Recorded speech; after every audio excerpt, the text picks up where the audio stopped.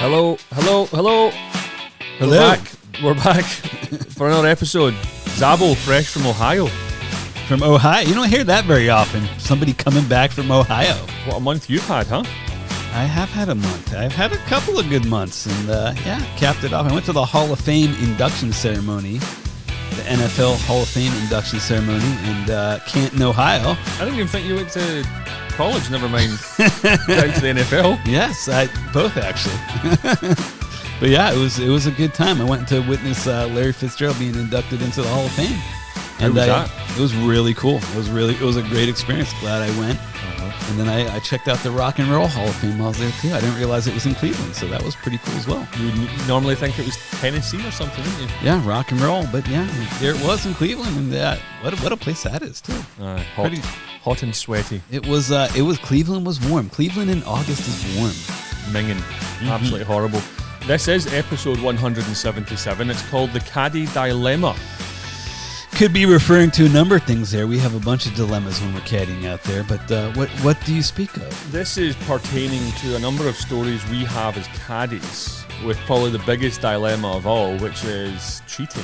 Oh, I've witnessed a number of those myself. So we're pretty much the meat and gravy of the episode is going to be based around that. I do want to share that podcast mascot, the bear, is sitting at your feet again. He is lounging. Bear, you awake? No. He's out. Last time we recorded, the following morning, so he gets up. All he thinks about sleeping, walking, food, and probably food's number one. And we get up early, so he gets up at 5, and from 5 o'clock, he normally gets fed at 6, and he's just absolutely chomping at the bit, but he has to go out and do his business. Of course. Just go out for a quick pee in the morning. Wee slash. Go out for a wee slash. However, it's super dark at 5:30 in the morning. The wife's just about to leave to work. I usually I look in the garden because I'm always kind of conscious of raccoons. Of course, yeah. There's critters out there, and I got loads of fruit and veg in my garden, so that food source attracts this type of vermin. So the wee man runs down. I check him. Yep, he's doing his business. I run into the workshop to grab my laptop because I'm going to edit the last previous episode, and then I hear this commotion outside. I run out. He's rubbing his face against the fake grass. Oh yeah, now I remember. Oh geez, to my left, this huge thing appears. And I can smell it. I think it's a raccoon. I'm about to kick it. But then I smell it, and I'm like, oh, no. It's a skunk. Ugh. And the wee man is obviously, I know how he runs, so he must have run right across, thinking, breakfast. No! And the skunk, he's caught the edge of it, and he's sort of right eye. And man. The smell, mate. When it's up close and in your face. Oh, Bear, he just lifted his head up. He's like, oh, I remember that smell. You remember that, Bear? That skunk? Next thing I got, like this syringe. When I got my wisdom teeth out years ago, I had this syringe to clean the gums. Yeah, I have one of those right now. Okay, so 6 weeks ago I was clearing out and I thought, I haven't used this. Throw it in the bin. Nah. Well, you fill it with salt water and start cleaning his eyes out. So the poor man, this workshop smelled like a caddy barn from the 90s. Your wife was telling me about it. She's like, oh man, the workshop smells awful. Smells of weed. I don't smell anything residual now. It's all out. Good. But that's fully 2 weeks, over 2 weeks. Pretty crazy. Yes. So anyway, you're fresh from Ohio. Had a great time out there. Did have a great time. How many people turn up to that event? Oh, it's at Tom Benson Stadium in Canton where the Hall of Fame is. And, the stands weren't full, but they have you on the field. There was probably 20, 30,000 people. Oh, okay. So it's... You know how I am with numbers, but... 14.2% were family members. 23% were actually correct. Friends. But it was a scene, dude. It was pretty cool. It was pretty cool to be there. And how many American footballers are brought in? So they had 120. So there's 300, and I think with this class it made 387 players in the Hall of Fame, which is a very, very small number if you considered all the people that have played football in the NFL. So only 380 said they had 120. I didn't realize they did this, but any NFL Hall of Famer that's in that can make the trip, they put them in these cush chairs up on stage and they all sit up there. So it was like 120 125 NFL Hall of Famers sitting up there to watch the 6 guys get inducted Only into 6 people. Hall of Fame, yeah. And could the locals buy tickets? Or Yeah, anybody can buy a ticket to it, yeah. Okay, that was pretty cool that he invited you. Mm-hmm. Well, he asked me to come, yeah. Yeah. That's awesome. Fantastic. Well, anyway, on to the meat and gravy. I'll tell you why I came up with this subject matter. Okay. I'm caddying for a guy called Clayton Hinton. Wow, you're going to name names here. Well, he didn't cheat. Okay. But there was a dilemma. It was my dilemma because it's called the Caddie Dilemma. Uh-huh. So, listen, Clayton, lovely guy, incredibly angry golfer. He actually snapped his driver on day 1 in the practice round. So he played with no driver for the next 3 days. He came out with his boys. The wives were with them. I think they kind of stayed away actually, but they were they walked the whole round, but they were actually very respectful of the caddies and the players. I was going to say that's usually a detail you don't forget, but they must have minded their P's and Q's. They did. But what blew me away was that his temper. Very, very nice man, but with himself and his golf, just off the chart, Richter scale. Those are funny guys to caddy for because I know the type. They're the nicest guy in the world, but they get so mad at themselves. Like, dude, come on. He could be just chastising himself, snap a driver, then go, yeah. So what you guys doing this afternoon? Oh, okay. Yeah, I'm going to head to the cold plunge. So anyway, it's his group, and it's the last day, I believe, of a 4-day trip. They're playing this tournament at all the courses. There's a skins game. Now, I think it's 100 a man, and there's probably 120 players in the field. Jeez. So you got a substantial amount of money in the pot. So we get to 16, par 4, and he hits 3 wood off the tee, but he tops it. Someone says, here, hit another one. So he hits another one, hits his normal type of shot, stripes it, and he hits it to that perfect spot, 145. Yeah, flat spot Up top. Green slightly below. Green moves from right to left. It does. We have a discussion, and we decide it's an 8 iron, and he hits it out to the right edge of the green with a slight draw. You know it's got a bit of right to left spin. It's in the air, and I say that's got a chance because we know hits, rolls in the hole. Two. Everyone's going bananas. But hold on. Everyone's going bananas. So everyone in the group, all the players, the caddies, myself, the other caddy, I think it was Adam Green actually. And wow, 2. You kind of forget about that. Totally forget. Yeah, you forget about the duff because you're so excited that he holed out from 140 yards. Exactly. So I get to 17T, and I look at Adam, and I said, mate, they've forgotten the mulligan. Yeah. That wasn't a 2, that was a 4. And Adam went, oh, you're right. And then I've got this dilemma. I'm going, well, what do I do? Because it's a tough one. At a course like Pebble, you ain't going to get more with 120 people. Oh, yeah. Birdie's not going to get a skin anywhere. You're going to have some miraculous eagle on a par 4 like that. Eagle on 2 won't work. Eagle on 2 typically won't work. Yeah. Out of 114, you'd maybe get it. Yeah. Hole in 1 on a par 3, we never heard any screams. Yeah. So 2 in a par 4 is going to probably get you the skin. Probably 9 times out of 10. Yeah. So you're looking at maybe 1 or 2 skins. So let's say there's 120 players at $100, 12 grand. You're either looking at 12,000 or 6,000. Yeah. Now, if you're thinking like I'm going to get a cut, you're thinking, yeah, I think I'm going to keep my mouth shut on this one. Well, of course. That's exactly. I'm like, well, not really a dilemma for you. The decision's easy for you. Am I talking myself out of a bonus? Yes. Do I owe it to the rest of the field who have traveled from all over the country to spill the beans and you got to protect the field? Protect the field, or do you want to be the guy that like takes all of the energy out of the group? Yeah. So I looked at Adam, I was like, I'm going to say nothing right now. Of course. So we play 17, everyone's still buzzing. We moved up with the carts on 18 and met the players, and that's when Clayton came up and says, mate, it was a 4. And I went, I don't have to deal with this. Man, so he owned it. And he said one of the other boys did it. So I was glad it wasn't me. Yeah. Because you don't want to be that guy. You can't take a mulligan in that situation if you make 2. Sorry. No, but I legitimately 6 people in that group completely forgot about the top off the tee, and the 3 off the tee. It was all forgotten until I remembered in 17T. So I was probably the first that remembered, and then it took them another 10, 15 minutes.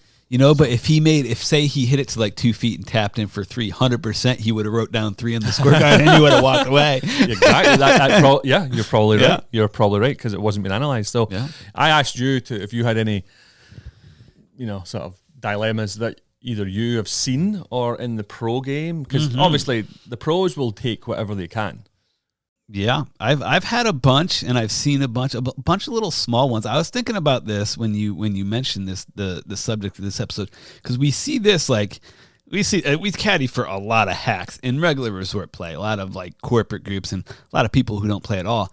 And you see this probably 3 or 4 times a year, and we always chuckle and laugh. But somebody steps to the tee and they whiff the ball completely, but they play it off like it was a practice swing. It's a veteran move. I love that move. You see him, and he's clearly addressing the ball, or she. They're clearly addressing the ball, swing as hard as they can, complete whiff, and then they step back and make like an extra practice swing. It's like, bro, we knew you were addressing the ball and whiffing that. So I saw that in a professional tournament. Now, the context in a professional tournament, when this typically happens, and it's happened a number of times, and I've seen people call themselves, and I'm not going to mention the player by name, but he was under a tree with a tree in his backswing. And we see this with good players all the time. Mm-hmm. You're obstructed in your backswing, and you kind of hit the tree, or you take your eye off it and you whiff it, and most of the time, in a professional tournament, guy's going to call it on himself. Well, I saw a senior player do that and not call it on himself, played it off as a practice swing. I was in, it's the caddy dilemma, because what am I going to say as the resort caddy caddying for an amateur? His caddy probably saw it standing there. I looked at it, I just shook my head, and I saw at the end of the day what he put down on the card, and I was like, that's not what it was. That's interesting, because it's not just in the amateur game, because caddies cheat all the time for their players. The first time I ever saw it was at Turnberry in 1995, 96, somewhere in there. Mm-hmm. I'm 14 years old, 15 years old. A guy called Jimmy still works there. Brilliant caddy. Absolutely brilliant caddy. And we're on the 9th hole, right-hand side. These players in the rough, and we're just talking as we're walking, and he just boots it, a big old boot, 30 yards. And I looked shocked, like, because you're brought up playing golf. Yeah, proper rules. And he looked, and he could see I was shocked. He says, he'll never know. Yeah, he will. His job, so that's, we're here to move things along, and ever since then, I've been kicking balls, and and it's interesting. But in the pro environment, I had one when I'm caddying for the pro, par 3. It's a pro-am. This is not. There's no money in the line in this. I don't think. Maybe there was, but it's not a huge pro-am. It's it is a 3-day event. So there's all different tees, and my player hits. Then he runs to the bathroom, and now it's the amateurs they're hitting from a different tee. Mm-hmm. And one of the caddies starts looking at me and gesturing. I went across to him. I says, "What?" He goes, "Oh, I think your boy hit from the wrong tee." And I'm looking. I'm like, "Huh?" Now I didn't notice this at all. Mm-hmm. So my player's now gone to the bathroom, and I start looking at the tee boxes to see if there's a divot. Because typically you might see that in a par 3. Of course, there's no divot, and it's true. The black and the blue tees are quite close to each other. Mm-hmm. So now I'm in the dilemma of like, well, what do? Do I bring it up to the player? Do I bring it up to the player to tell him, oh, that guy thinks you did it. I didn't see it. So I was like, well, quickly I just decided, if you think he did it, you need to tell him. Yeah, that's another really tough one. Like, what should I do in that situation? Yeah, that's a tough one. I wouldn't want to be in those shoes. I wouldn't want to be the caddy bringing that up to you. If I was the other caddy, I would say I would just go directly to the player if I had an issue. I wouldn't even talk to the other caddy. Well, because it's like, you're putting him in a very uncomfortable position. He's not caddying for another pro. He's caddying for an amateur, which is even it's even more different. And as it turns out, I think the rule is a re-tee, so it's probably a 3 off the tee in a par 3. So can you imagine what that's going to do to the psyche, where he's hit a decent shot to a par 3, has a birdie opportunity, goes for a wee slash, as you say, and then he comes back and gets told, well, and I said, well, I don't know. I did not see it. I was not aware of this. I was in the zone, as you do when you're caddying for professional golfers. You do. And then I'm like, well, maybe he did, maybe he didn't. But I can't say something based on the fact that you think. I said, well, if you're sure, you need to go and speak to him. Yeah. You need to tell him. And of course, he didn't. He shrunk and did nothing. Now, that's a tough one. It's not an event where there's scorekeepers or rules officials, etc. And it would be a lot harder to make that mistake in a professional golf tournament because there's typically only going to be one set of tees. Yeah. But in this particular one, there was 4, maybe 5 sets of tees. So I feel as if I did the right thing there. But he put me in a position that for 5 minutes, and then even till now, I'm going, well, did I do the right thing? What do you think? Yeah, I think you did. I mean, that's a tough one though, because I mean, it depends. If you didn't see it, you didn't. I don't know, man. That's a tough one. I'm not going to bring another caddy's issue to my player if they're unsure. I mean, if they're 100% positive, again, I go, okay, you tell them then. I'm not going to be the bearer of bad news. It's not my place to. Mm-hmm. He's again.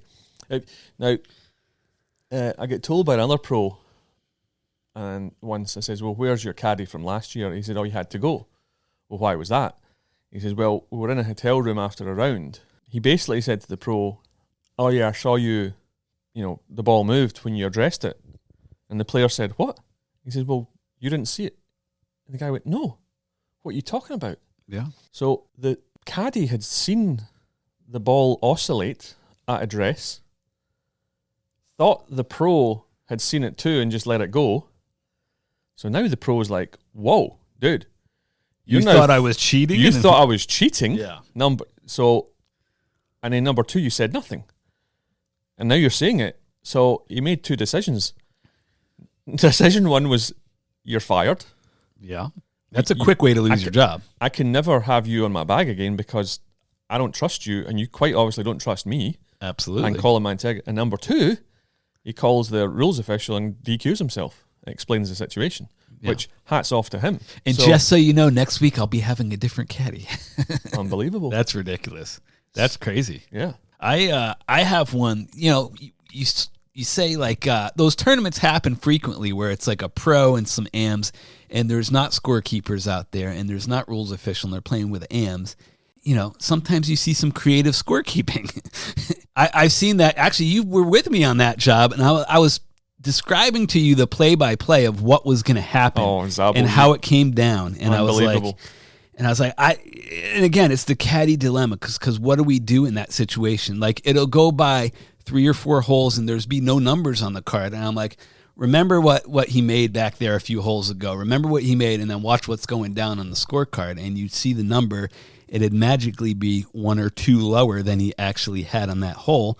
And at the end of the day, sometimes it came to a total of 4 or 5 strokes through the course of a day. So you go from like 76 to 72, 74 to 69, something like that. And all of a sudden you're talking sometimes there's money on the lines. I mean, it's pretty crazy. That is a huge dilemma. And what do you do in that situation? You said to me, oh, watch this. He just made bogey. But if he makes this next putt on the next hole, he'll give himself the bogey, but if he misses it, he'll make that one a par and this one a par. And then you also said, and by the way, watch this. He'll get to 15T and the scorecard will disappear. Yeah. And sure enough, get to 15. I look at the card's gone. It's like the integrity at that level is. I remember Neil and Matty telling me about one a guy, very well known pro, number 18, pebble, water left, par 5. This is 10 years ago. Pro hits it straight in the water. Mm-hmm. It never crosses. So, geez, yeah, that happens all the time. What does he have to do? Yeah, you re-tee, yeah. Well, he goes up there. He takes 245 yards. Mm-hmm. And the boys are like, nah, I never saw it up here. They're amateur. Of course, the amateurs don't want to get involved because they think the pro is great and maybe never think, oh, this guy could actually cheat. Yeah. Of course, listen, he cheated in 3 of his wives. So, you know what I mean? He's not going to think twice about where to drop it over a hazard. And my pal Alan Morris, who just recently retired. I have a great video of him, by the way, throwing his bib into the rubbish bin. I'll show you that after. Speaking of angry golfers. Oh, wow, the volcano. And he took his rangefinder out the bib, and then it's got a bunch of like teas and stuff. You can hear it. I said, "You want to take those out?" And he went, "Nah," just threw the whole lot in. Nice. So, but he's done. But we were discussing this situation, and he was caddying for someone up at Bayonet in a qualifier 20 odd years ago. Mm-hmm. Just they were looking for caddies, and he went up there, meets the pro. He only does the tournament rounds. I think they get to about the 12th hole, par 4. Guy hits it right down the middle. They walk up. The ball is sitting on top of a loose divot, not in a divot hole. The divot's come out, not been replaced, and his ball's sitting up there, you know, like a cherry on the top of a muffin or something, right? So, tough one, hey? Tough break. You got to play it. Alan said he goes across to the right-hand side, 20 Gets yards. a yardage. To get a number. Yeah. Exactly. He comes back, and the ball's in the fairway. Oh, look at that. Disappeared. And that mud's gone from the left side of it. And you think to yourself, I said, so what did you do? He said, I said nothing. Yeah. He's like, what do you, like, how do you get, like, that's a really, really difficult one. And I think it's almost, golf's the worst sport in the world not to call shit on itself. Mm-hmm. Or the players. The worst. Like, you look at Patrick Reed and the televised cheating that he's done. Oh, God. Or you even look at Tiger moving that rock in Arizona all those years ago. Well, that was legal. A loose impediment. Loose impediment. If you got 15 guys to help you and you can get it out of there. You know, it's like any way to win or gain an advantage, and caddies should almost be protected. But if you're on tour and you publicly call out a player, I actually think you would think that the caddy would be praised. I don't think that would be the case. I think that it would be like, well, you can't trust him. Yeah. He doesn't have your back. True. I mean, look at Bryson. Look at what Bryson did. He was in our group in the AT&T the first year he was on tour. He was like 19 or 20 years old, and he wasn't cheating, but he was trying to cheat by using the rules to his advantage. Like it became a running joke in our group, and Streelman and Fitzgerald both were like that. We were having a chuckle over it because he'd call a rules official. We were at MPCC, and there's dunes everywhere, and he'd be off the edge of the fairway, somewhat in a sand patch, and he'd bring him a hole, rules official, rules. It's like, come on, dude, just play the golf ball. It's like, it's funny how guys will do their best to gain every little advantage up to and including cheating. I think I saw someone cheat on the television once a few years ago, and can't remember which hole it was, but the player in question hit the ball in the rough, real thick fescue, up to your knee stuff. He takes a swipe, and his caddy looks up as if he's trying to see where the ball went. The player kind of looks a little, and he looks down. Then he calls over a rules official, and he says, "Oh, I'm standing on a sprinkler head." So he gets a free drop after he already took a swing. He called it a practice swing. There you go. There's the old whiff practice swing. Right. But I'm looking at it going, who takes a full practice swing in fescue grass that close, spitting up grass? Because that stuff's 2 feet long. He gets a drop. Now he hits a 3-wood, hits it to 12 feet, holds it. It was either birdie or eagle. I can't remember exactly what the story is. He wins by 1. So they never showed the replay. Of course not. Was it a more popular player? Yes. Yeah, there you go. I'd venture to say that almost every week there's some incident of cheating on the PGA Tour that goes uncalled or unnoticed. In some way.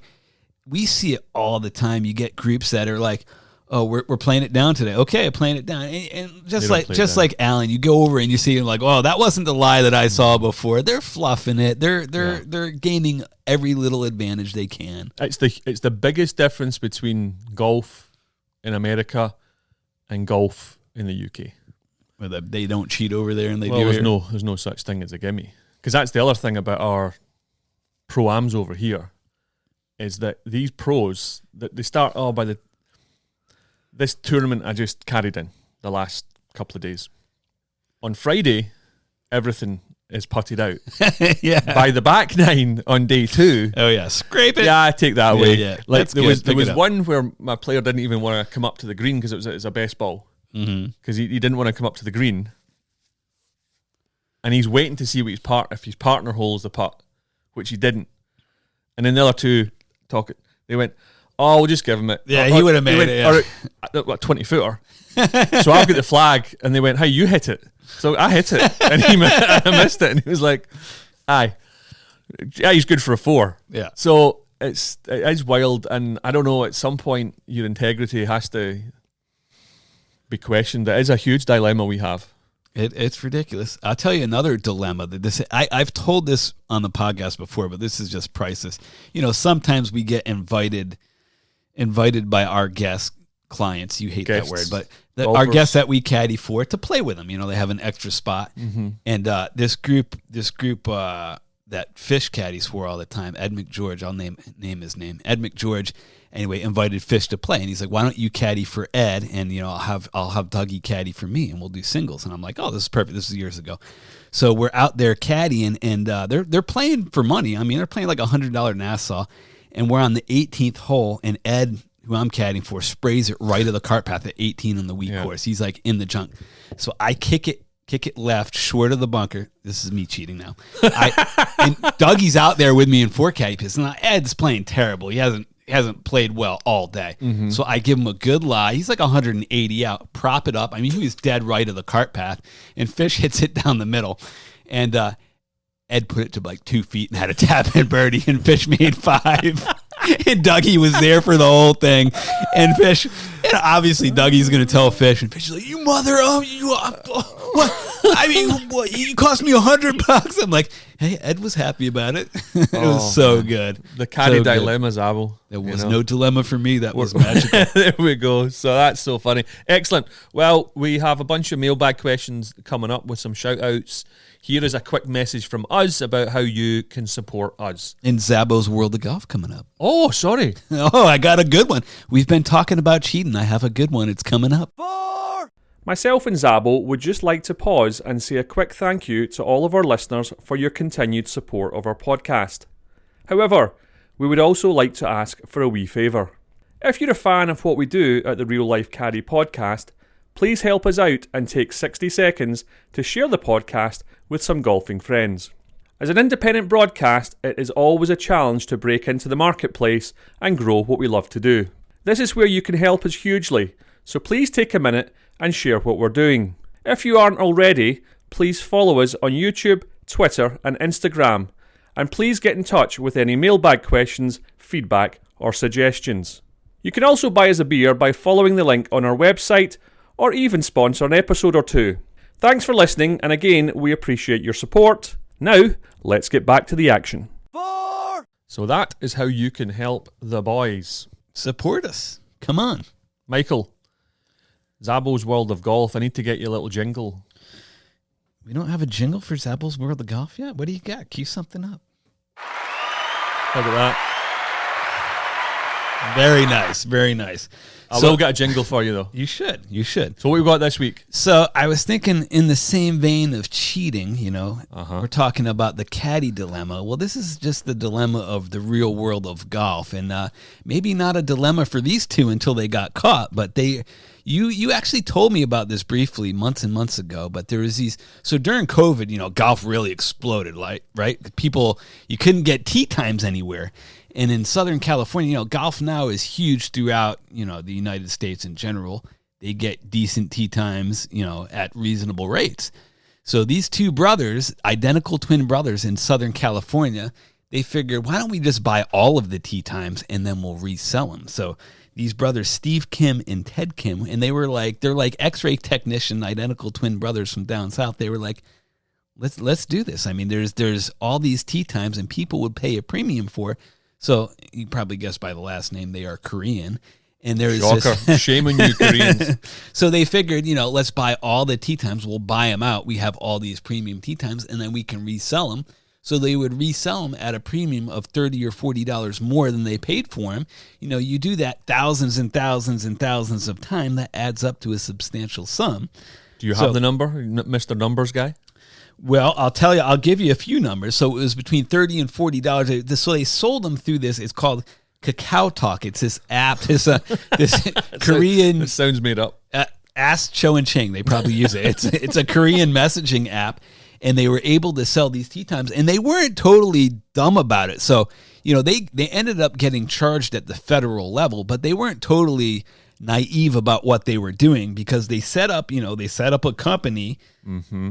Scumbag LLC. And they set up like a tax ID number, and they were selling, many times. So they ran about $700,000 through this company and paid the taxes. But there was $1.1 million they did not run through, and that's how they got dinged. So a bunch of people were noticing, like, all these tea times are gone.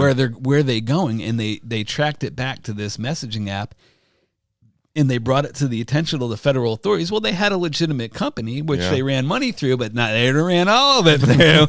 So they got charged with $1.1 million of fraud, and that's how they got figured out. But man, I mean, they found a loophole, and they found an end to the market of tea times in Southern California, and they exploited it. If only they weren't so greedy, they could have ran all that money through and kept that business going, but no, alas. What did they say about the pigs? Pigs get fat and hogs get slaughtered or something like that? They were spending money on luxury vehicles, designer goods, Hawaii timeshare. Like they were living a little bit lavishly for what they were doing, which they could have done if they just paid their taxes, but no.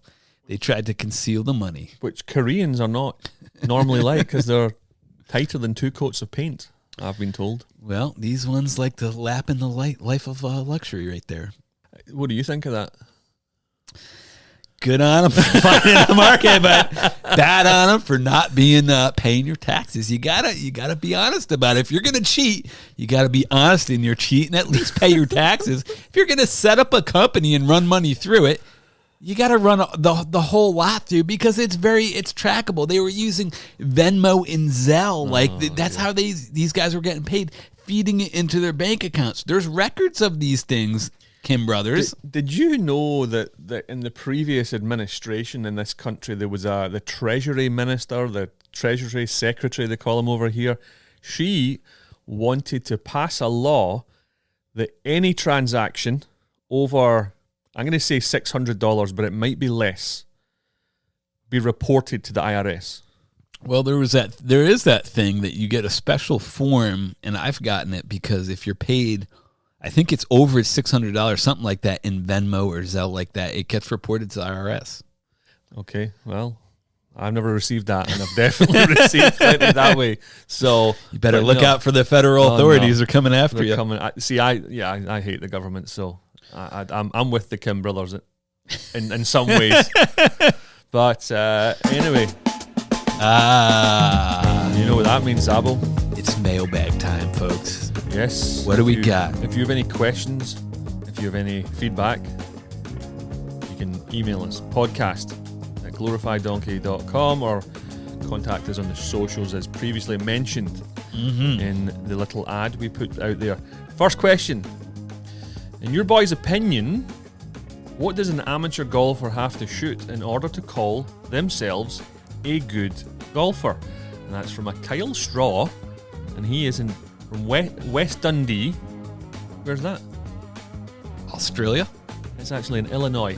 West Dundee? Dundee's in Scotland. Okay. West Dundee's in Illinois. I was thinking Crocodile Dundee. That's not a Shayla. Paul Hogan. Great movie. Yeah. So, yeah. But, I mean, that's such an objective question. In our opinions? Yeah, in our opinions, you gotta shoot 84 better, because that's about what I shoot. To call yourself a good golfer, I'd say if you're breaking 80 on a regular basis, you're a good golfer. Yeah, you can call yourself a good amateur golfer. Yeah. If the pros are shooting, 12, 13 below that on average, which I think a lot of them do. If you can break 80, you're a good golfer. Yeah. You shoot 85, you're a decent golfer. I mean, you can get it around. I mean, if you legitimately are shooting 85, I mean, that's not bad. Par 72s. If you bogey golf is a 90, I think if you're breaking 90 on a regular basis, you're a decent golfer. 100%. If you're breaking 80, you're then a good golfer. You're a good golfer, yeah. And if you're breaking 75, you're a very good golfer. Mm-hmm. Oh, he's a very good golfer. If you're breaking par all the time, you're a great golfer. If you're shooting 75, 76 consistently, you're a scratch golfer. People don't really realize that. They think scratch golfer is shooting even par, but if you look at most course ratings and slopes, like when people are shooting 75, 76, that's usually a 0 index. Correct. So there you go. Not bad. Good question. Very good question. This one comes from a Brad, and he's in a place called Cave Creek. You know where that is? Arizona. Well done, Zabbo. B-Money in Cave Creek. Have you been looking at the map? No, it felt like an Arizona place, you know? Yeah, okay. Numbers and feel. It's all about feel. It is. I was recently having a drink with my good pal who is a caddy at a local private club. He recently took a head hit. Ooh. He said it was the 5th time he had been hit in his career. How many times have you boys been hit? And what is the worst hit you have heard about or witnessed? Oh, okay. What a good question. How many times have you been hit? Twice. I've been hit twice too, but nothing severe. Like a heel shot once and then a hip shot once. I was walking down the first hole at Turnberry way back in the 90s, and I'm walking down the right-hand side. Guy's duffed it off the tee. He's about to hit a 3-wood. And I'm about 50 yards ahead, and they're like, watch out. And I was like, no, don't worry, I'm fine. I'll be fine. Yeah, I wasn't fine. Yeah. The boy hit it hard. he kind of almost shanked it. And it, you're carrying the bag on my left shoulder, guy, and it went through the strap, above the bag, and right into the kind of fat part of my back side fat. Ooh, yeah. That little meat on there at least. And then I was standing in the second tee at the big course once. And that's obviously dangerous. Oh, yeah. Shamu splash zone right there. Ball came in, hit me in the back of the calf. Back of the calf. And that went black about 2 days later. Yeah. Those balls come in fast, man. They can leave marks. I've seen a couple. The worst one I ever saw, it was actually in the Tiger Woods Foundation shotgun. Mm-hmm. And we started, the guy didn't hit a tee shot yet. We start on 18 at the big course. And it's super foggy. And the group on 17, and this guy's like 80 years old too. And we're standing on 18 tee box, haven't teed off. We're a B group, right? So the A group's teeing off. We're a B group, and we're just standing there. And the flag on 17 is like front right. We're on the back left of the tee box on 18. Well, somebody off 17 pulls one, and it's super foggy. They can't see. Pulls one, so it's going deep left. We have no idea. Nobody yells for. This guy takes it to the back of the skull on the fly. It sounded like a tree trunk. I kid you not. And he goes down like a sack of potatoes. I mean, he's down on the ground, head split open a little bit. He's bleeding off the... It's not funny, dude. This is bad. He's bleeding. He's down. And his son comes running over. Like, what the hell? Where's the 4 yelling? I was the same thing. I was like, what the hell? You didn't yell 4. So, ambulance came out, and he came to consciousness shortly thereafter, thank God.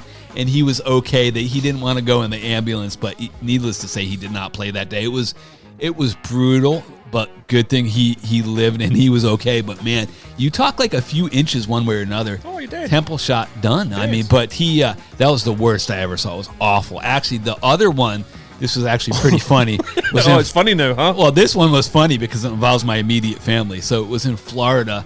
When I was living in Florida, my parents, they lived in Rhode Island, had a place in Florida. So they come down to visit every 4 or 5 months, check up on me, make sure I was doing okay. So I was not, by the way. Anyway. But anyway, so we're playing, my mom and my dad and myself, we're playing at actually Stony Brook at Heritage Harbor. Actually, one of my buddies, Mark Bruce, owns it now. But anyways, we're playing down there, and my mom and I are off to the side, and my dad cold shanks one, runs in the family, I guess, cold shanks one right into the middle of my mom's back. Like, she goes down again. She's like, oh! And my dad is holding his pose. He's like, where to go? I'm like, you hit Mom, Dad, you hit Mom. It was, luckily she was okay. She had a little dimple in her back. It was crazy. The funniest one I've heard about is, did I ever tell you about the morbidly obese women? No. Well, you have, but which one? She's walking down 18. Super heavy wind into us. Uh-huh. Guy he's hitting she's walking about 220 out, and we're screaming 4. Can't hear anything yet. I have great eyesight. Would you agree? I've got very good eyesight. Very good eyesight. Yeah. I see the ball Going right for her. Yeah, it hits her shoulder, and it changes direction. So we go up, and we're like, I'm really sorry. We're shouting, and obviously with the wind, and she went, what for? I was like, well, the ball hit you, and she went, no, it didn't. And I was like, oh, like 500-pounder. Moving along. Didn't even feel it. But the funniest I ever heard was Pal Chris was telling me the AT&T years ago, maybe 10, 12 years ago, one of the Kims, one of the Asian golfers, can't remember who it was, no English, no Inglese. Number 8 at the wee course. Okay. Wind straight into, and there's a spectator walking down the cart path, and this guy hits the driver. Absolute beeline. Straight at him. They're screaming 4. No. Can't hear a thing. Oh, no. And it hits the boy right in the forehead. Forehead? Oh, no. I don't know why we think this is funny. Well, because what happens next Oh, no. the guy goes, oh, no. Oh, no. and he goes up. The boy's lying down in the cart. He's not dead. Big egg in his head. Oh, jeez. And the golfer, this is what professional golfers, when they hit a spectator, they think it's acceptable to take off their glove and sign it. Yeah, I don't know why that's a thing. Here's a glove. Sorry for almost killing you. Yeah, I need an MRI, but hey, that used glove with your squiggle on it will do. But I thought it was classic. Your hand sweat and your Sharpie, yeah. Oh no! Oh no! That's pretty funny. So last kind of question, because we got a longer one that I told you I would tell you about, and we're doing all right in the timeline here. If you boys weren't caddies at the golf course, what other job would you want to do at the golf course? That's from a James Striper or Stripper. And he is in a place called Ljubljana. Do you know where that is? I had to look this up. I kind of had an idea. Ljubljana? Ljubljana. Not in this country. Ljubljana is in Ireland. It's the capital of Slovenia. Slovenia. Real Life Caddy Podcast is getting to Eastern Europe. I love that. This is a Slovenian question. Zabbo, what would you do if you weren't a caddy at the golf course? Well, I have done other things at the golf course. I've worked in the pro shop. I've worked in the cart barn. I don't know I'd go back to either of those. I might just be out there riding a mower. Okay. Cigarette hanging, menthols hanging out the side of the mouth, riding a mower. Just kidding. I think I'd run the whole thing. I'd be the director of golf, and I'd run I'd actually do the job the way I feel as if it's meant to be done, which is, if we want to run the golf, the mains. Use your words. Use your words. Let's say the beer cart. Speak to the person driving it and say, hey, what should we have on the cart? What are people looking for? Yeah. Oh, they're always asking for Fireball. Oh, but we don't have it. Well, let's start buying it. Hey, wee Jimmy. Sour cream. People are always asking for sour cream. Okay, we're going to start ordering it. Speak to the guys in the pro shop. How could we stop people from stealing teas? Oh, well, actually, if we had a small basket, we just filled it up, 8 times a day. Okay, what do people want in the grill? Let's go and speak to the people in the restaurant. Yeah. Hey, caddies, how could we speed up pace of play? What do you think? Hey, marshals, you're sacked. Caddies are taking your job. Let's talk to the maintenance people and say, when should we be punching the greens? When should we be filling divots? Is there a more efficient way we could do this? Hey, Gordon for director of golf, hey, folks. I'll put a sheriff hat on and a badge, and I'll start walking around and go, oh, there's Sheriff G, and I'll go and speak to the golfers. What did you like about it? What didn't you like about it? And is there any way we could improve? Hey, you heard it here. If any courses are looking for a new director of golf, Gordon's got ideas. Couldn't afford me, but that's it. You know what I mean? Like, how often management and golf courses just look at everyone like they're pieces of shit. Yeah. Never ask the experts. Never once. We've talked about it. Yeah, never once. Companies that make golf bags. Never ask us. Talk to the people who carry them. Speaking of which, shout out to Evan's Golf Bag. They finally created the perfect golf bag. Look it up.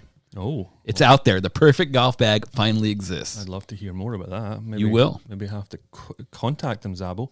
We will. Now, I told you about a longer kind of questiony. Oh, that wasn't the question.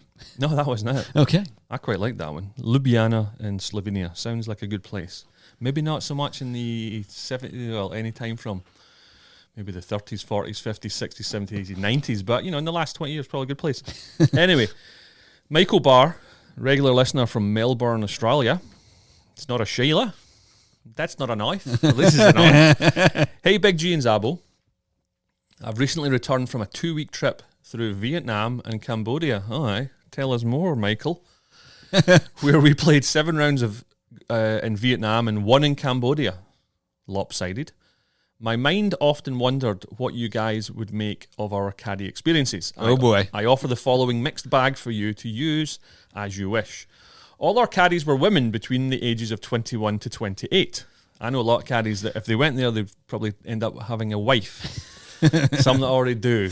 True. Mostly their English was limited, sure, to some key phrases, and my knowledge of their language was zero. But we got by. Question. The weather was generally hot, around 36 degrees Celsius. That's over 100. That's about 100. Yeah, no and, thanks. And humid. No thanks. Probably a bit like Ohio last week. Mm-hmm. Whenever the sun was out, the caddy would grab the umbrella and hold it over you. At first, I felt uncomfortable. But they insisted, and it did make a difference. Many would also produce a cold towel during the round. When you'd finished using it, they'd re-wet with ice and tuck it into your collar. Wow. Are these services you offer? Negative, but there is a price for everything. There's a T-shirt that Hunter Bendel Jr. sent me once, and it said, "I'm not gay, but a 20's a 20." So it's one of your favorite phrases. 20's a 20. Love that. So yes, for the right money, we could definitely have a nice cold. Everything has its price. Nice cold towel behind your neck. I used to use that in Vegas with wee Matt. I remember that. I bought these ones that you soaked and put on your neck. Good idea. He moves on. Gratuity. Having listened to you speak less than favourably about the tipping practices of Australian golfers. Oh boy. You're not kidding, Michael Barr. I am always conscious of trying to change this image. The recommended gratuity for your caddy in Vietnam and Cambodia was $20 US. Conscious the average income in this part of the world is quite low, as is the cost of living, I would give my caddy at least 40 or once or twice 60. That's not bad. 2 or 3 times the recommended. Early in the trip, after tipping my caddy, I saw her take it to a small window and hand it over. Oh no. When I asked her, with Google Translate, why, she said all caddies hand over their tips to be divided equally amongst the caddies working that day. No way. Well, you go. That's the socialism of Vietnam. Jeez. She didn't think it was a common practice at other clubs. I bet in Vietnam it is. After that, I gave my caddies the 20, and then when no one was looking, slipped them an extra amount. Very sneaky, Michael. I like that move. That's a veteran move. One of my pet peeves is when we do caddy for people and they'll go, "Oh, listen, I know everything's been taken care of. You've done a great job." You know what the class act thing is to do? You're walking down 17, and if you've had a good experience, you say, "Hey, listen, mate, I know this has been taken care of. I know Mike's going to throw down, but here's a little from me." Mm-hmm. And just, that little extra just always helps. But, when wealthy people walk off and go, "Oh, no, you've been taken care of," ta-ta. No good. Games for the caddies. In Cambodia, we played a course in Siem Reap. You ever heard of that place? Siem Reap? Have never. The average income in this area is $1 US per day. Wow. Jeez. We had to shelter in the halfway house for about an hour whilst an electrical storm went through. A group of South Koreans, 2 brothers called Kim, were also there. When it became clear the storm wasn't clearing soon, one of the South Koreans started running games like rock, paper, scissors for the caddies. For money, or? The winner of each game received a crisp $5 note. Have any of your says clients done this for you? Yes. Golfers love to get the caddies to hit closest to the pin in par 3s for money. Yeah, I actually have a better one than that. So years and years ago, they needed caddies down at El Dorado in Cabo. So they recruited a bunch of us to go down there. And so I went down there with a couple other local caddies here. And the guy I was caddying for, it was kind of slow. It was a shotgun one of the days. And he was like, "I need some entertainment or something like that." And Maddie was there, DeCristo, and he was, Zabbo can juggle for you. He goes, you put on a good show, I'll give you a couple $100 right now. And so he gave me 3 golf balls, and I put on a good show. He goes, here you go, $200. And he did it like 2 or 3 other times during the course of the tournament. It was pretty funny. Oh, man, it's just like the Coliseum. Yeah. Just like the Coliseum. Hey, peasant, entertain me. That's a great question. So if you were playing golf in Vietnam in like a good gratuity or typical gratuity was $20 what would you do? I'd probably throw 40. Because I think I would tip $100 US and change their month for them. I mean, that's a huge deal. I mean, well, if they were really, really good, but I think part of the problem was when we get tipped well, it's based upon service and relationships, and there's caddies that aren't worth that. True. So if they do a great job, great. But if 20 is recommended, 60 to $100 if you're feeling really flush. But sometimes you can create problems for yourself. I think very wealthy people sometimes get sick and tired. We hear it all the time. Oh, he only paid this. He's got so much money. Do you know, when you have so much money, you become a target.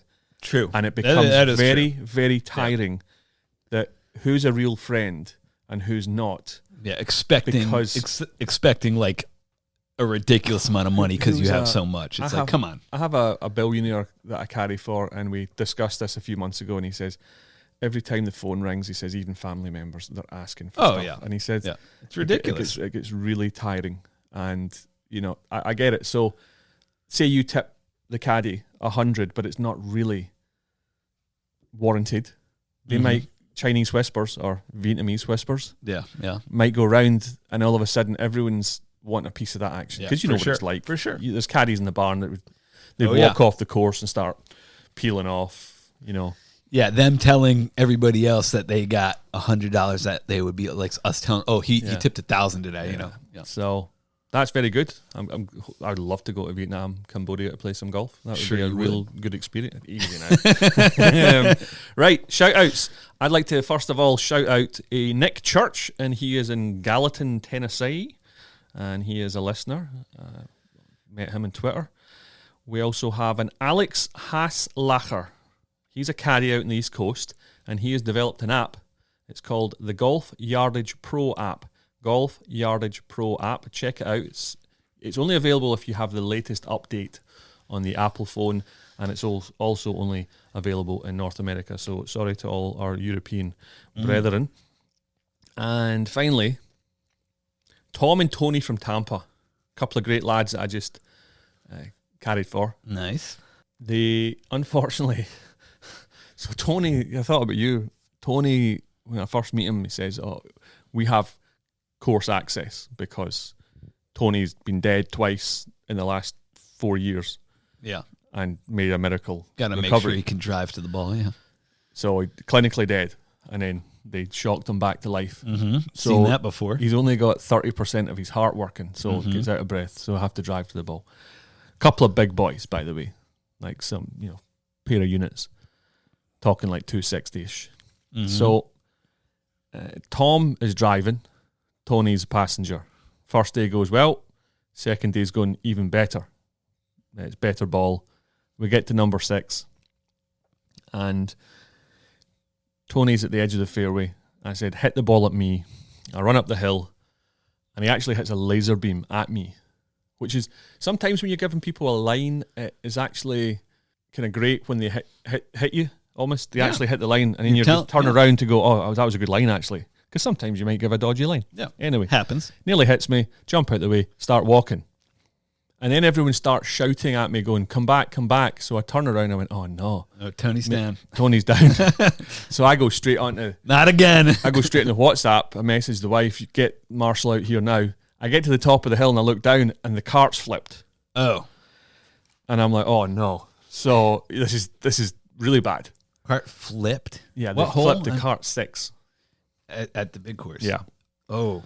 So I run down, and there's no sign of life from where I'm standing, right? No. And I'm like, oh, no, the cart's flipped over, and like, he might be crushed or whatever. So I get there, and they're both okay. Okay, that's good. Ish. Yeah. Ish. Yeah. I says, well, are you okay? Everyone's gathered around, and I'm like, well, you're going to have to stay in. There's no way this old guy's getting out. There's no way Tony's getting out. Tom can, so he kind of gets it. He's a big lad. He gets out and says, "Well, we're going to have to flip it over." I've been in this scenario before, so I know More times than I'd like to admit. I know how to get a cart back up.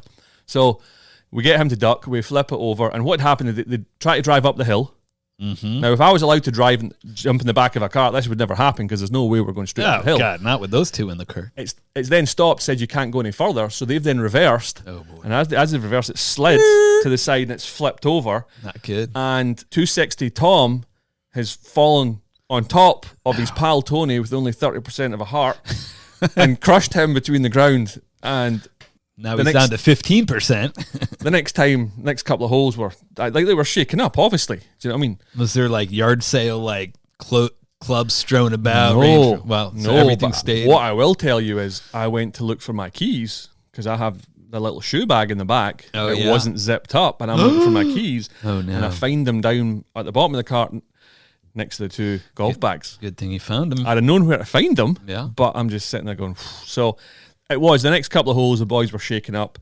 They made a full recovery and played well. Sort of the back nine. But of course you would be shocked. You know what I mean, if you get wedged between the ground and your 260-pound mate. Yeah. But great lads from Tampa. So awesome. Who do you want to shout out, Zabbo? I'm going to shout out a number of podcast listeners. You talked about the RSUI group, but we haven't talked about stories from that which we'll get to probably in a next future episode. But I got to shout out those boys. I got to shout out Lee, our boy Lee. You love Lee. You actually got the caddy for him one day. Lee. Love you, Lee. Intense. He is intense. He really cares about the game, and he put a few good rounds together. We're still working on his putting, as you know. The puttings. Lee, we're gonna dial that putter in next year. Love you. That's what you said last year as well. Frank Gainey, got to shout out Frank. A lot of these guys listen to the podcast religiously, so I got to shout out Frank. Frank. Hey, Frank. And it's funny. A lot of these guys, they don't want to be mentioned on the podcast for like faux pas, and Frank thought he was going to get away scot-free. He was doing everything he can. He's like, oh, you can't talk about this on the podcast. But Frank, what you forgot to do, you did the logo faux pas where he wore the Ohoopee logo. He had the Ohoopee pants, the socks, the hat, the shirt at the same time with the glove. I mean, he was all Ohoopeed out. You can't do that. Says Zabbo, who walks around his house with PV gear on, by the way. Actually, yeah. Yeah, there you go. Oh, yeah, it's disgusting. That's disgusting. But that is funny. But I wasn't going to let that slide, Frank, so I got to mention you for that. Also got to shout out David Guest, who played later in the week, who's a big podcast listener as well. And actually, just in town, Mike Fernie, who I sent you a picture. Mike is a part of the Southwestern group, and I sent you a picture of his up glove. He's every time I see the up glove, I'm like, oh yeah, you're still listening to the podcast. He's like, damn right I am. Future episode sponsor. So. Got to shout out you, Mike. Great having you in town for 3 days. You're going to be back next month. So. Love it. Well, it's a car show in town this week, so myself and Zabbo are actually going to play golf Thursday, I think. We are. So a little bit of a rematch. So you will hear about that. Another G defeat coming up. Okay, well, we'll see. Get your money on now. Zabbo, thanks for your time as always. Thank you. Go off to practice. I am actually. Listeners, thank you very much for your support. There's 176 previous episodes. If you are new to the podcast, we have a couple of really cool episodes coming up in the next couple of months. So definitely get subscribed, share it. Until the next time though, get out. Enjoy your golf, but more importantly, keep it humble.